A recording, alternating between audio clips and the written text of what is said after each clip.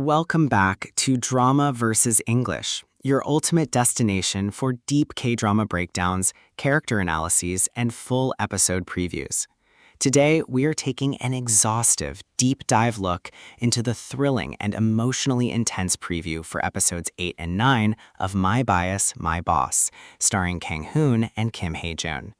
The high-stakes romantic and corporate tension in this series has officially reached a boiling point as a sudden media storm, toxic fan culture, and severe corporate fallout threaten to destroy careers, shatter personal relationships, and force our main leads into making agonizing, life-altering sacrifices.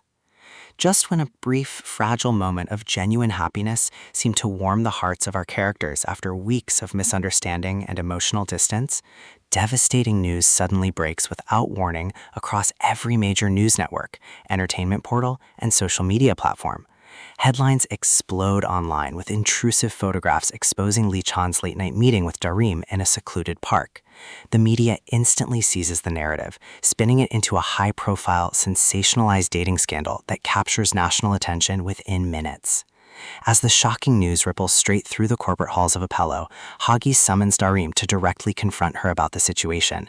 Standing in the middle of her boss's office, feeling the crushing weight of his intense gaze, Da-reum can only freeze in absolute shock. She finds herself helplessly trapped between a deeply complex personal truth that cannot be easily explained to the public, and a chaotic, dangerous media frenzy that is rapidly closing in around her life. Within a matter of hours, the online commentary turns viciously cruel and predatory. Tabloids, gossip bloggers, and toxic online forums begin branding Da-reum as nothing more than an obsessive Sasaeng fan who used her corporate position at APPELLO to infiltrate Lee-chan's inner circle and manipulate her way into his personal life. As the malicious articles spread like wildfire across the internet, Da-reum sits utterly frozen in total darkness inside her room, staring blankly at the glowing screen of her phone, watching her carefully guarded personal dignity and years of relentless professional effort crumble into dust before her eyes.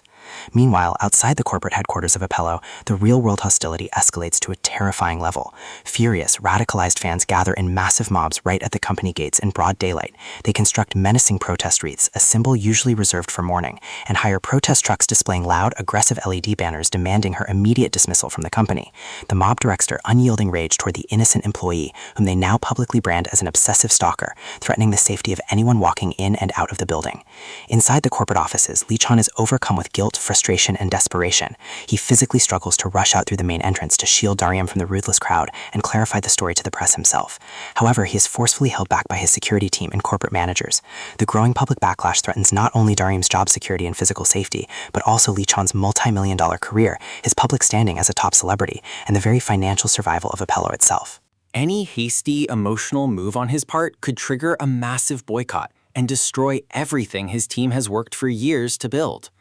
Yet, even beneath the overwhelming weight of national scandal, public humiliation, and relentless corporate pressure, Da-reum stubbornly refuses to let her spirit be broken.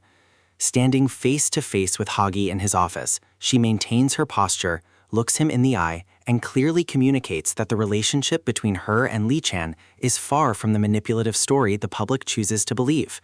She stands firm in her integrity, refusing to play the helpless victim or accept false guilt for a situation manufactured by sensationalized headlines. At the same time, Hye finds himself navigating a complex maze of professional obligation and hidden personal feelings. Realizing that running away from the media will only inflame the situation, Hye urges Lee-chan to step up and face the harsh reality directly. He demands that Lee-chan take accountability as a public figure, rather than letting an innocent employee bear the brunt of the damage. Meanwhile, Yoon Cho-yi steps into the fray, beginning to challenge Lee-chan with sharp, uncomfortable questions, asking him point-blank just how far he is genuinely willing to go to protect Da-reum when his own reputation, endorsements, and future are hanging on the line. As APPELLO becomes the prime target of public boycotts and relentless fan protests, Da-reum watches the corporate chaos unfold helplessly from the sidelines. She sees her colleagues whispering in hallways, board members panicking over tanking stock values, and Hye carrying the immense stress of keeping the enterprise afloat. It is in this dark moment that she comes to a devastating, heartbreaking realization. The dream job she fought so relentlessly to achieve, the position she sacrificed sleep and sweat to earn, has become the exact weapon threatening to bring down Hye's entire company. Later that night, sitting completely alone on a quiet playground swing, bathed in the cold blue light of a distant streetlight, Da-reum makes the most painful decision of her entire life. She realizes that staying at APPELLO to fight for her position will only prolong the suffering of those around her.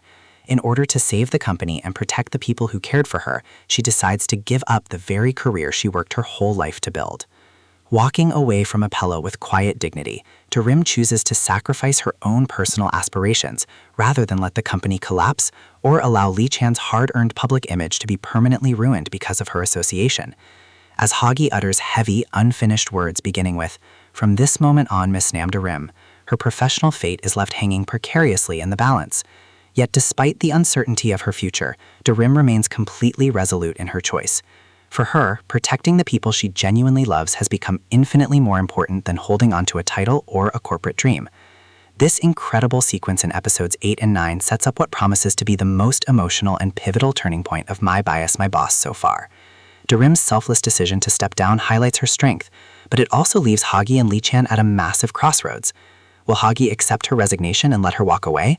Or will he finally break his silence, reject corporate pressure, and fight to keep her by his side? How will Lee-chan react when he realizes that the woman he loves sacrificed her entire career just to save his reputation? What are your thoughts on Da-reum's heartbreaking choice? Do you think Hye will stop her from leaving APPELLO, or will Lee-chan take a stand against his own fans? Let us know all your theories, predictions, and character analyses in the comment section below. Thank you so much for joining us today on Drama vs. English. If you enjoyed this ultra-detailed, long-form script breakdown of My Bias, My Boss, episodes 8 and 9, please smash that like button, share this video with your fellow K-drama enthusiasts, and subscribe to Drama vs. English for daily recaps, episode previews, and deep dive storyline explanations.